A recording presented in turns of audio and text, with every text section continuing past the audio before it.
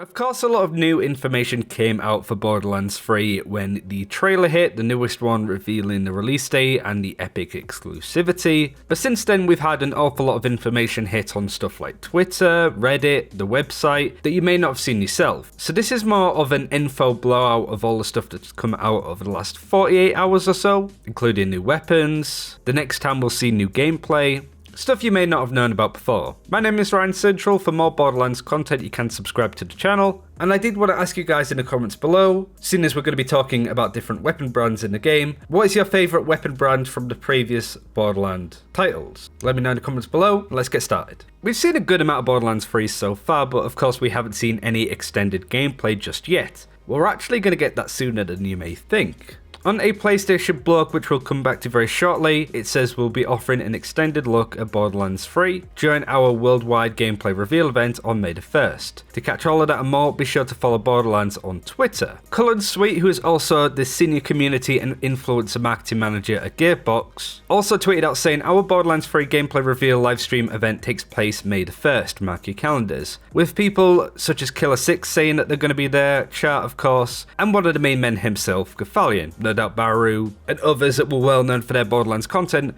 will be there as well. So it seems that people will be able to live stream from this event. That's really publicly all we know so far. So going off this, it's safe to assume that we're going to see a good amount of gameplay. It's not just going to be 5 minutes, especially if they're flying people out to an event which hasn't been confirmed where it is. So it's safe to say that we're going to be able to see a lot on May the 1st when it comes to new gameplay, either streamed on an official channel such as Borderlands or on each of the individuals. But from the sounds of it, there's going to be a good amount of people there. One would assume that all of them will have hands-on access, so that'd be cool. Surprisingly, it's come around quite quickly, so May the 1st, in just under a month, we will get to see a bit more extended Borderlands gameplay. Of what mission and who it will involve, we don't quite know yet, but I'm sure we're going to find out some stuff. There's quite a lot of detail in this post that came from Scott Kester, who is an art director, and the first bit of information is about the new Vault Hunters. We did a video going over that in a little bit more detail, and we did see some new gameplay from the trailer that certainly is worth highlighting. But going off this post, if you've already watched the trailer at the top of this page, you probably noticed 4 brand new Vault Hunters, all of whom will of course be playable, customizable, and totally badass. Let's get the ball rolling with some quick introductions. Mers is a nimble soldier who can destruct and hop into her mech Iron Bear anytime she needs additional firepower. Amara is a siren who can summon ethereal fists to pound enemies. Zane is a semi-retired hitman who can cause chaos with his digiclone and other gadgets. And Flak is a wandering robot who is always accompanied by one of his loyal and battle-hardened pets. On another bit of this post, it says only you and your Vault Hunter allies will have the unique abilities, uncommonly deep skill trees, and seemingly never-ending arsenal of guns and gadgets to stop them. Another part of this post that I really wanted to highlight was to talk about co-op play and some changes that are coming in there. At least in comparison to all of the other Borderlands games, there's some pretty significant things to be aware of. Going back to the post, one of the things that I'm most excited about in Borderlands 3 are the improvements that we've made to co-op. Regardless of your respective levels or mission progress, you and your friends can play together online or on the couch.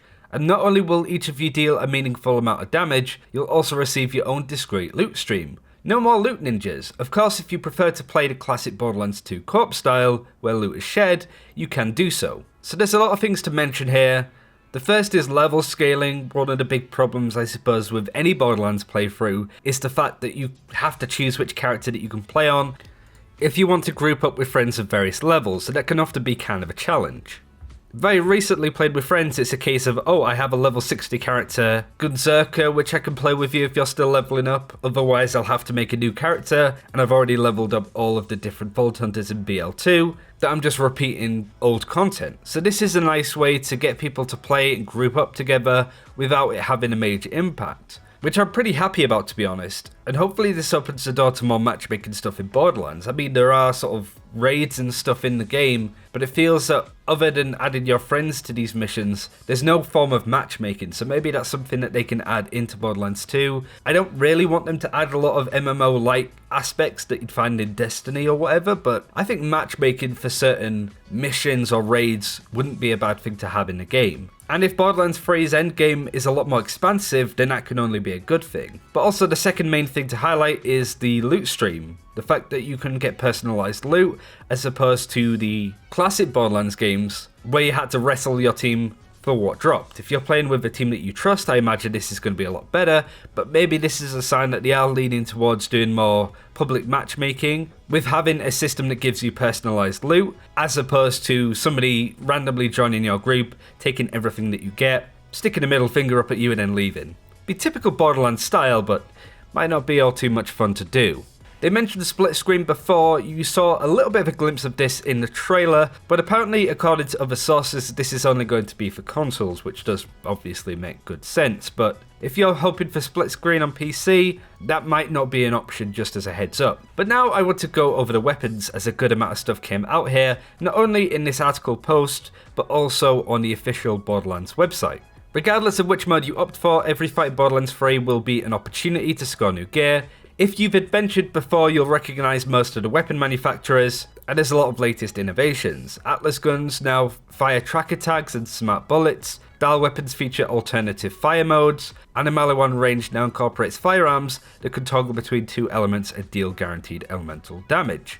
Looking for something a little bit crazier? How about rifles that spawn fire spewing volcanoes, or guns that grow legs and then chase down enemies whilst verbally abusing them? Of course, we saw a little bit of a glimpse of a gun running in one of the trailers, but it's now nice to know that this gun will also sit and shout at the enemies whilst they shoot them down, which can only be a great thing if you are into those kind of weapons. And Lord knows that Borderlands 2 had some crazy weapons that did stupid shit like this too, and I'm sure there'll be more weapons added and announced as we go closer to launch. Speaking of weapons, we got a great deal of information. What brands and manufacturers are going to be in Borderlands 3. This is one of the areas for me that makes Borderlands stand out, is the different weapons in the game. Of course, it's known for that, but the different manufacturers and what specializations brands can have. And of course, as you learn over time, these weapons have certain characteristics and unique traits that make them better in one capacity, but worse in another. So now let's go over all of the different brands that are going to be in Borderlands 3, which ones are not going to be returning, and some changes to the system. So we'll go over each of the weapons, what they do now, and kind of what they did before. Jacob's is a really easy one to start with. It reads, deliver devastating critical hits to enemies soft and sensitives, then joy puke as your bullets ricochet towards other targets. So it seems that Jacob's overall isn't changing too much. This was a weapon brand that was known to be very traditional.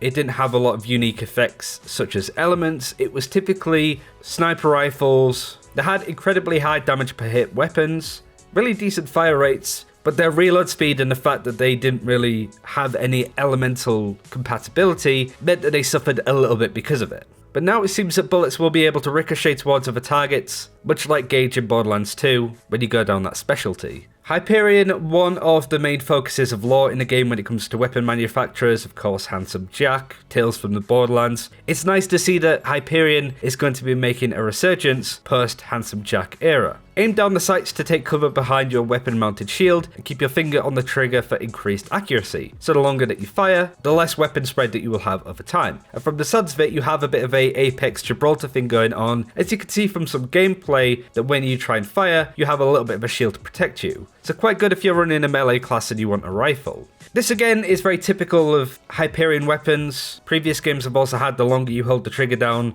the more accurate that you become. It's good for certain weapons such as SMGs or pistols, but as a sniper rifle, I don't really think that you want that. But very high damage per hit, and pretty decent element wise. We have Vladov now augment these rapid firing ammo hungry guns with underbarrel attachments including tasers, rocket tubes and additional gun barrels. Which is nice to see that there's going to be different attachments and mods that you can put on guns. Hopefully you can customize and specialize certain weapons in different areas. They've always had pretty good fire rate weapons, but overall stats haven't been great for Vladov in the past. So it seems that the attachments here might add a little bit more change to Vladov. Torg, of course, was known to be all explosive damage all the time, but switch between regular and sticky projectile fire modes. Stickies do more damage if a bunch of them detonate at the same time. I believe that all Torg weapons in the past have been like projectiles instead of hit scan. Having a pistol would fire projectiles that you could miss, but they would do a lot of explosive damage if they did eventually hit. But if you can get used to it, they are really strong. Now we go on to Maliwan, who is one of the best manufacturers when it comes to elemental damage. The text reads, toggle between two elements, charge your weapons and deal guaranteed elemental damage with your finger glued to the trigger. So if you're an SMG wielder like myself, then you are going to have a lot of fun with this weapon. I don't believe that Maliwan has assault rifles off the top of my head, but it might do in Borderlands 3, you never know. If you like elemental weapons, you're going to have a lot of fun with Maliwan as you did in the past. It seems that that's the case, with a little bit more ability to customize which elements that you want to use. They just tend to be low damage per hit, but if you're using an SMG and want to do elemental damage, electric to shields, acid to flesh, I do think that a Maliwan weapon is good to be good, so it's nice to see that they are still following the traits of older games, if not with a few changes. Dal, toggle between alternate fire modes depending on your playstyle and your predilection for bonus damage. I think if you're going to be playing Moes, then you are going to be handling a lot of Dal weapons. Always good for the soldier class, running a lot of Dal weapons on my Roland character in Borderlands 1, but of course a lot's changed then. Again, a little bit more customization on different fire modes, from semi-automatic to automatic perhaps, but you can have assault rifles and SMGs for this weapon type. Then we have TDO. Toss your guns like a grenade to reload, then watch it pursue a nearby enemy as a fully loaded version destructs in your hands. The throwing a gun like a grenade was the same in Borderlands 2. The only issue is that if you had ammo still left in that clip and you reloaded, you would lose that ammo, but that's fine if you don't really give a shit. But it is nice to know that that ammo can be used now because your weapon will now use up the rest of its ammo capacity, then God knows what it's going to do after that. But it's nice to know that TDR are the ones behind the running guns. Makes a lot of sense. Always did quick reloads because you throw your weapon away, but that's really all they have going for them, at least in my opinion. I don't know about you guys. And finally, Atlas is back. Hit your enemies with tracker tags, unleash a hail of smart bullets that track towards your target, step 3, loot. So these look like they're arm-mounted weapons. Quite interesting to use, but really that's all we know about it. Atlas was a manufacturer that did disappear for a little bit, but now it's back with some interesting traits, but hopefully you get a good idea on the different weapon classes if you didn't know already. And last but certainly not least, the final weapon manufacturer that's brand new, Children of the Vault. Enjoy uninterrupted damage dealing courtesy of infinite ammo magazines, occasionally interrupted by unpredictable overheating. So kind of like the opposite of the Iridian weapons in Borderlands 1, where you had a charge up meter and firing would delay it, but with these weapons, the more that you fire them, the quicker they'll overheat. So it sounds like these are going to be the more exotic weapons, all sorts of different stuff that you can run, and they look ridiculous too, they look crazy. So having one of these on your loadout at all times might be a given, who really knows at this point. But that's everything that I wanted to go over today. Quite a lot of information really to talk about with the manufacturers, the different guns, the new stuff, and I guess most importantly new gameplay at the end of this month / start of next, which really isn't that too long away. Thanks for watching guys, I hope you enjoyed this video, and as I said at the start of the video, which is your favourite weapon brand from previous games. Thanks for watching, take care, and I'll see you next time.